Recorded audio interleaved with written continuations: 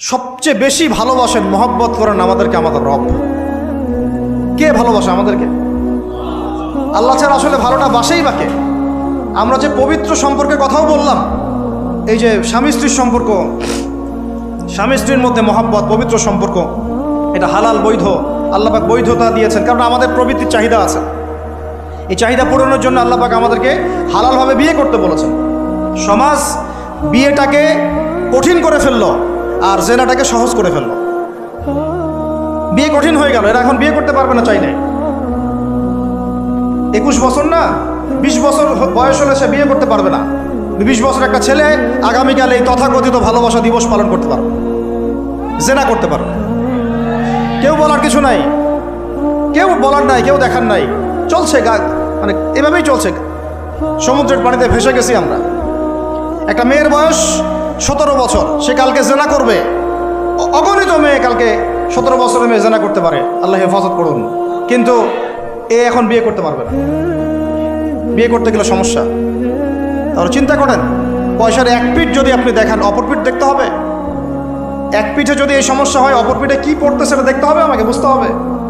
বিয়ে কঠিন হয়ে গেল, জেনা সহজ হয়ে গেল। আবার বাসায় ধরেন একটা পুরুষের সামর্থ্য আছে, চাহিদাও বেশি, সামর্থ্য আছে অনেক, চাহিদাও বেশি। সমাজে বিধবা মেয়ে পড়ে আছে, তালাকপ্রাপ্ত মেয়ে পড়ে আছে, এতিম মেয়ে পড়ে আছে, বিয়ে করার মানুষ নাই। এখন সমাজে যদি কোনো সৎ পুরুষ একাধিক বিয়ে করে, তাকে সমাজে বাঁকা চোখে দেখা হবে।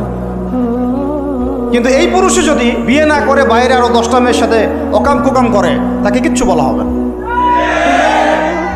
বলেছি আমি, কোরআন একদিকে, সুন্নত একদিকে, ইসলাম একদিকে, সমাজ, এই সমাজের তাকদির খারাপ। এভাবেই নবী সাল্লাল্লাহু আলাইহি ওয়াসাল্লাম পেরেশান ছিলেন কিভাবে সমাজের মানুষকে ফেরানো যায়। আজকে আমরাও পেরেশান। আল্লাহ পাক সবার আগে আমাকে ইসলাহ দান করেন, আমার পরিবারকে দান করেন, আমাদের প্রত্যেক দিনই ভাই বোনকে দান করেন এবং ইস্তেকামাত দান করেন। আল্লাহুম্মা সাব্বিতনা ওয়াজআলনা হাদিয়ান ওয়া মাহদিয়া, আমিন ইয়া রাব্বাল আলামিন। তো এখন কথা হচ্ছে, এগুলো চলছে আমাদের চোখের সামনেই। কিন্তু দেখেন প্রিয় ভাইয়েরা, আল্লাহ পাক শাস্তি বলেছেন 100 বেত্রাঘাত। কেউ যদি আবার বিবাহিত হয়ে এই কাজ করে, জেনা করে, তাহলে তার শাস্তি কি বলেছেন? বলা হয়েছে কোমর পর্যন্ত মাটিতে পুঁতে ফেলে তাকে পাথর নিক্ষেপ করে হত্যা করতে হবে। এটা কোরআন এবং হাদিসের শাস্তি। আর আমরা কি করছি দেখেন। আমি 2টা হাদিস বলি আপনাদেরকে, শোনেন, ইয়াংরা শোনেন।